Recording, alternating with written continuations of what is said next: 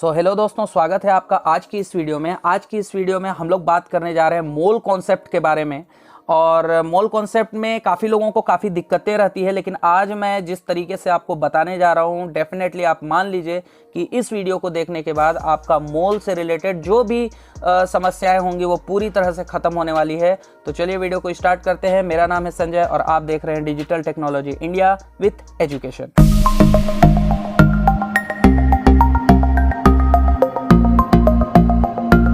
देखो यार, सबसे पहले अगर आप लोगों को मोल के बारे में जानना है तो उससे पहले आपको रिलेटिव मास के बारे में जानना जरूरी है। रिलेटिव द्रव्यमान या मास होता क्या है मैं बताता हूं आपको। मोल कॉन्सेप्ट को हम लोग बाद में देखेंगे, इसको हम लोग बाद में देखते हैं, ठीक है, थोड़ी देर में देखते हैं इसको हम लोग। इससे पहले हम लोग बात कर लेते हैं रिलेटिव एटॉमिक मास। ये क्या चीज है इसके बारे में जानते हैं। देखिए, मैं कुछ खास बातें इसके बारे में आपको बता रहा हूं, ध्यान से। कई बच्चे तो इसको देख के ही घबरा गए होंगे कि ये है क्या। कोई बहुत बड़ा बात नहीं है। आपको वेट पता है ना, द्रव्यमान पता है ना। जैसे फॉर एग्जांपल, जैसे मैं लेता हूं, मान लीजिए जैसे कार्बन है, ठीक है, तो कार्बन का द्रव्यमान कितना होता है। अगर हम लोग कार्बन के द्रव्यमान की बात करें, तो कार्बन का द्रव्यमान होता है 12 AMU लेते हैं हम लोग, एटॉमिक मास यूनिट। यही है, एटॉमिक मास यूनिट लेते हैं। ठीक इसी प्रकार अगर मैं बात करूं और भी चीज़ों की, देखिए ध्यान से समझिएगा। जैसे अगर मैं बात करूं नाइट्रोजन की, तो नाइट्रोजन का जो द्रव्यमान होता है वो कितना होता है, 14 AMU, ठीक है, 14 AMU। उसी प्रकार अगर ऑक्सीजन की बात करें तो ऑक्सीजन का जो द्रव्यमान होगा, ठीक है, वो क्या होगा आपका 16 AMU, ठीक है। ये शुरू में इस कॉन्सेप्ट को ध्यान में रखा गया था, लेकिन एक चीज इसमें सबसे बड़ा दिक्कत वाला बात है कि इसमें हम लोग क्या है कि ये जो AMU है, इस यूनिट को ना तो हम देख सकते हैं और ना ही इसको छू सकते हैं, ना ही फील कर सकते हैं। तो इसी समस्या को दूर करने के लिए वैज्ञानिकों ने कहा कि जितना इनका AMU है उसी को हम क्या कर लेंगे, उसी को हम क्या मान लेंगे, ग्राम में मान लेंगे। और इसी कॉन्सेप्ट को फिर बाद में क्या कहा गया, मोलर मास कहा गया, मोलर द्रव्यमान कहा गया, ठीक है। तो मतलब ये जो 12 AMU जो लिखा हुआ है, 14 AMU जो लिखा हुआ है, 16 AMU जो लिखा हुआ है, इसी को आप क्या बोलोगे, ग्राम में बोलोगे। और इसका वेट के थ्रू इसको हम लोग नापेंगे। तो नेक्स्ट टॉपिक हम लोग का हो जाता है मोलर मास। अब देखिए, कार्बन का कितना AMU था, 12 AMU था, सही बात है। ठीक उसी प्रकार नाइट्रोजन का कितना था, तो नाइट्रोजन का था आपका 14 AMU, है ना। और इसी प्रकार ऑक्सीजन का जो था वो था आपका 16 AMU। ध्यान से समझना। अब इसी को वैज्ञानिकों ने, क्योंकि हम इसको ना तो छू सकते थे ना तो देख सकते थे, ठीक है ना, इसको ना तो हम छू सकते थे ना तो देख सकते थे, तो वैज्ञानिकों ने क्या किया, वैज्ञानिकों ने इसका एकदम सरल उपाय निकाला कि भाई ये जो 12 AMU जो लिखा हुआ है, इसी को हम लोग क्या मानेंगे, 12 ग्राम मानेंगे, ठीक है। 14 AMU लिखा है तो इसको हम लोग 14 ग्राम मान लेंगे, ठीक है। इसी प्रकार 16 AMU लिखा हुआ है, इसको 16 ग्राम हम लोग मान लेंगे। अब इससे फायदा क्या हुआ हमको, इससे फायदा ये हुआ कि ये जो चीज अब आपको मिला है, ये जो ग्राम लिखा हुआ है, अब इसको आप छू भी सकते हो, देख भी सकते हो, फील भी कर सकते हो, ठीक है। अब देखो, ये बहुत ज्यादा, जैसे 12 ग्राम है, 16 ग्राम है, ये क्या होता है, अगर केमिस्ट्री के लैंग्वेज में देखें तो ये बहुत कम मात्रा है। आप इसको हाथ की हथेलियों में लेकर के घूम सकते हो, ठीक है, इतना कम रहता है।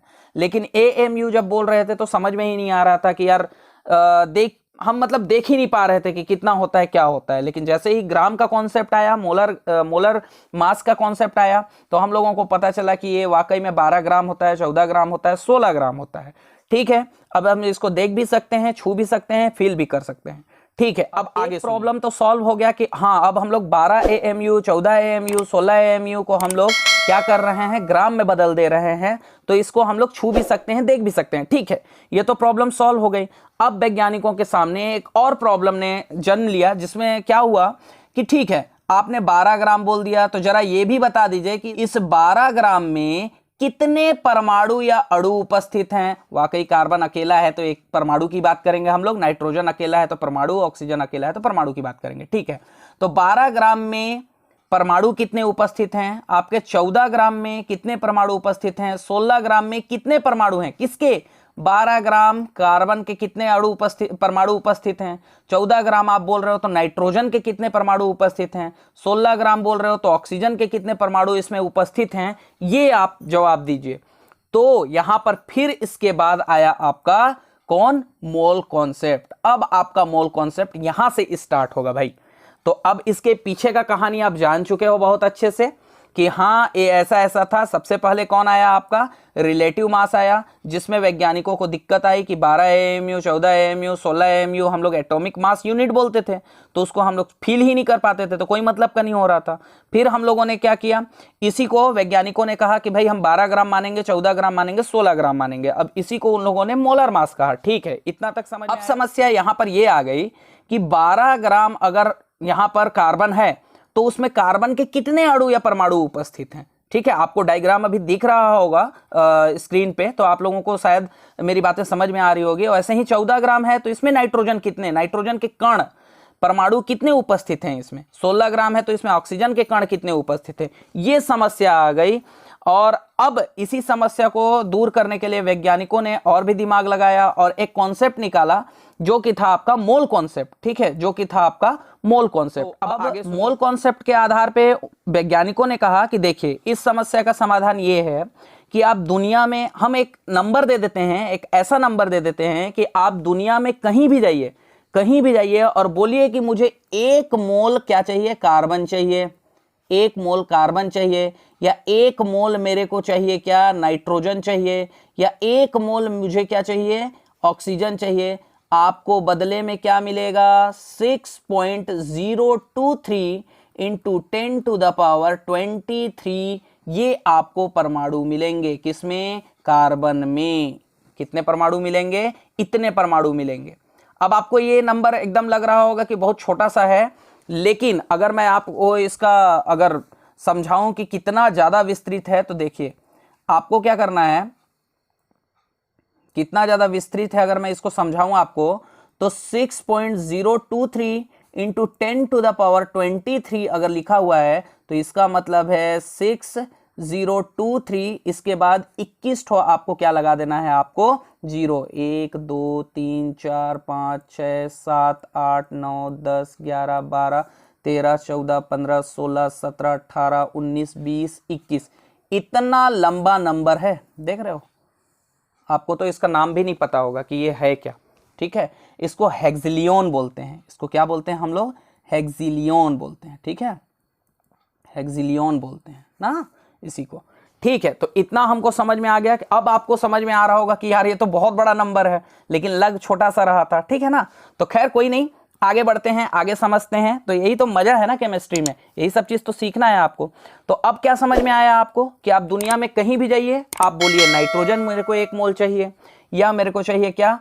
ऑक्सीजन 1 मोल चाहिए, कुछ भी चाहिए, जो भी आप बोलोगे, जो भी, जैसे मान लीजिए नाइट्रोजन बोल रहे हो तो भी आपको क्या मिलेगा? 6.023 इंटू 10 टू द पावर 23 इतने परमाणु या अणु या आयन उपस्थित होंगे कितना में? 1 मोल नाइट्रोजन में। ठीक उसी प्रकार ऑक्सीजन का अगर बात करें तो 6.023 इंटू 10 टू द पावर क्या मिलेगा? 23 सेम मिलेगा। तो ये नंबर मिलेगा। अब आपको अगर ये समझ में नहीं आ रहा है तो मैं एक एग्जाम्पल से समझाता हूं आपको, तो आपको क्लियर समझ में आ जाएगा। तो अब मैं आपके सामने एक एग्जाम्पल लिख रहा हूं। आप मेरे को बताइए, ये एग्जाम्पल है, आप मेरे को बताइए कि आप कभी दुकान गए होंगे और बोला होगा कि मेरे को 1 दर्जन केला चाहिए। कितना चाहिए? 1 दर्जन मुझे चाहिए क्या? केले। अब मेरे को बताइए आप कि दुकानदार आपको कितने केले देगा, जरा बताइए आप मेरे को। ठीक है, अब एक और सवाल पूछता हूं, या एक और सवाल पूछता हूं कि आप दुकान गए और बोले कि मेरे को 1 दर्जन अंडे चाहिए। ठीक है, अंडे चाहिए 1 दर्जन, तो जरा बताइए आपको कितने मिलेंगे? या फिर एकदम स्टूपिड सा सवाल है, 1 दर्जन अगर मैं आपसे बोलूं कि आप दुकान गए और बोले कि 1 दर्जन मेरे को पेन चाहिए, तो फिर ये बताइए कि आपको कितने पेन मिलेंगे? यस, एग्जैक्टली, एकदम 12, एकदम सही आपका आंसर है। आपको कितना कितना मिलेगा? इसका आंसर क्या मिलेगा? 12। आपको जो भी चीज लो, चाहे आप केले लो तो भी 12 मिलेगा, अंडे लो तो भी 12 मिलेगा, 1 दर्जन पेन मांगो फिर भी आपको क्या मिलेगा? 12 ठो ही मिलेगा। तो ये फिक्स मान है ये, कि अगर आप दुनिया में कहीं भी जाते हो और बोलते हो कि मेरे को 1 दर्जन समोसे दे दो भाई साहब, 1 दर्जन समोसे, तो आपको कितने समोसे देगा वो? जाहिर सी बात है कि 1 दर्जन मतलब 12 ठो आपको क्या देगा? समोसे आपको दे देगा वो। ठीक इसी प्रकार 1 मोल का मतलब जो होता है ना, 1 मोल अगर आप दुनिया में कहीं भी जा रहे हो और बोल रहे हो कि नहीं मेरे को 1 मोल क्या चाहिए? 1 मोल तो इसी प्रकार एक मोल का मतलब क्या होता है भाई साहब, ये 6.023 इंटू 10⁻23 ऐसा। और इसी नंबर को हम लोग क्या बोलते हैं, एवोगैड्रो नंबर बोलते हैं। क्या बोलते हैं हम लोग, एवोगैड्रो नंबर। ठीक है, कई लोग बहुत कंफ्यूजन में रहते हैं कि क्या है यार एवोगैड्रो फिर मोल, बड़ा दिक्कत वाली बात है। कोई दिक्कत वाली बात नहीं है यार, एवोगैड्रो नंबर इसी को कहा जाता है।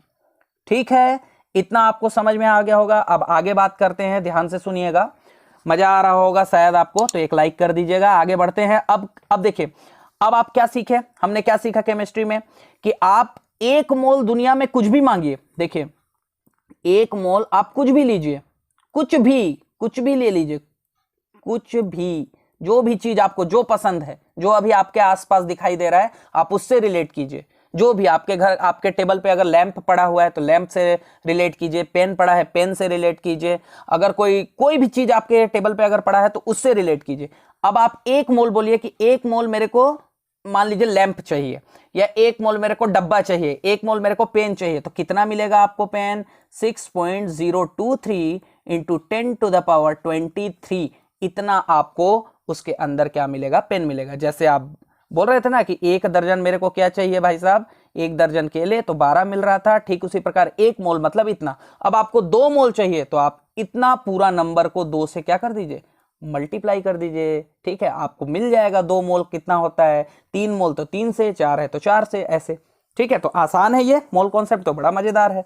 ठीक है, आगे चीज बस याद रखिएगा कि ये जो 6.023 इंटू 10⁻23 है, ये क्या चीज को बता रहा है, परमाणु भी हो सकता है ये। ठीक है, यही अणु भी हो सकता है। अणुओं के केस में जैसे कि मान लीजिए O2 लिख दिए, तो O2 के केस में भी वही 1 मोल O2 बोल रहे हो, 1 मोल O2 बोल रहे हो, तो आपको क्या मिलेगा, 6.023 इंटू 10⁻23। अब यहां पर अणु, परमाणु ना लिख करके क्या लिखेंगे हम लोग, अणु मिल रहा है ऐसा बोल देंगे।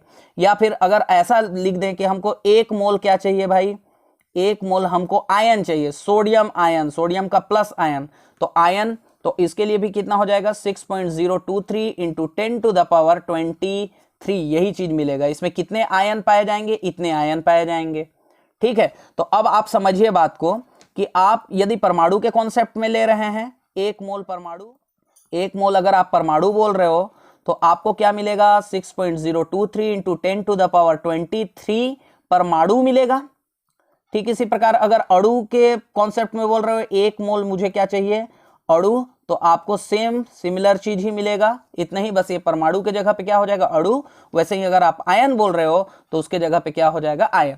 तो ये कॉन्सेप्ट भी क्लियर हो गया। ठीक है, अब सुनिए, अब कई स्टूडेंट लोगों के दिमाग में एक चीज दिमाग खराब करके रखता है कि सर हम कुछ भी ले रहे हैं, ठीक है, चाहे कार्बन ले रहे हैं हम लोग, कार्बन का जो क्या बोलते हैं द्रव्यमान है, देखिए यहां पर समझिएगा सर, कार्बन का द्रव्यमान 12 था, ठीक है, 12 ग्राम था, फिर भी इसका मान कितना, इसमें परमाणुओं की संख्या कितनी थी, 6.023 इंटू 10⁻23, यहां पर भी था।